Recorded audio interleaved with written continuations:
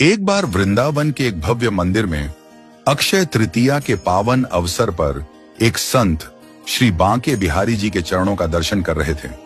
वे अत्यंत भाव विभोर होकर प्रभु के दर्शन में लीन थे और धीरे धीरे एक मधुर भाव भी गुनगुना रहे थे। श्री बिहारी जी के चरण कमल में नयन हमारे अटके, नयन हमारे अटके। उनकी आंखों से प्रेम के आंसू बह रहे थे और हृदय में केवल प्रभु की छवि ही बस गई थी।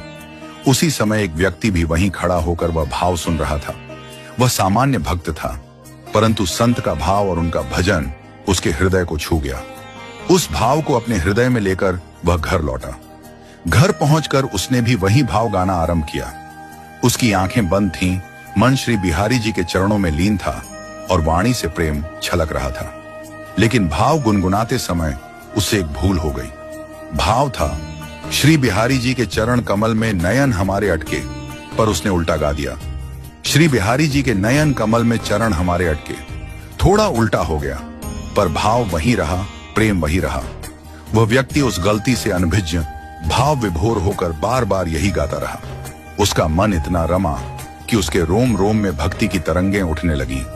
अब सोचिए, वास्तव में भक्त के नयन भगवान के चरणों में अटकने चाहिए, पर यहाँ भक्त ने अपने ही चरण भगवान के नयनों में अटका दिए। सामान्य दृष्टि से यह त्रुटि है, परंतु प्रेम की दृष्टि से यह भाव अनमोल था। श्री बांके बिहारी जी ने जब यह अद्भुत प्रेम देखा तो वे स्वयं अपने धाम से उतरकर उसके समक्ष प्रकट हो गए। वह व्यक्ति आश्चर्यचकित था, समझ नहीं पा रहा था कि उसके साथ क्या हो रहा है।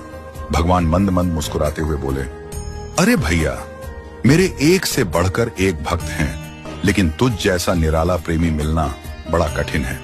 लोग तो अपने नयन मेरे चरणों में अटकाते हैं, पर तूने तो मेरे ही नयन अपने चरणों में अटका दिए। यह सुनकर वह भक्त रो पड़ा। वह पश्चाताप करने लगा, हे प्रभु, मुझसे भूल हो गई। मैंने आपके नयन कमल कहकर अपने चरण वहां अटका दिए। तब श्री बिहारी जी ने स्नेहपूर्वक कहा, प्रेम में कोई त्रुटि नहीं होती। मैं शब्दों का नहीं, भावों का भूखा हूं। तेरा प्रेम सच्चा था, इसलिए मैं तेरे भाव से खींचा चला आया। वह भक्त साक्षात दर्शन पाकर भाव विभोर हो गया। उसके जीवन की वह सबसे महान घड़ी थी। उसने प्रभु को देखा, उनकी करुणा को अनुभव किया और प्रेम की गहराइयों में डूब गया। उस दिन उसे समझ में आया कि सच्चा भक्ति पथ भाव का पथ है।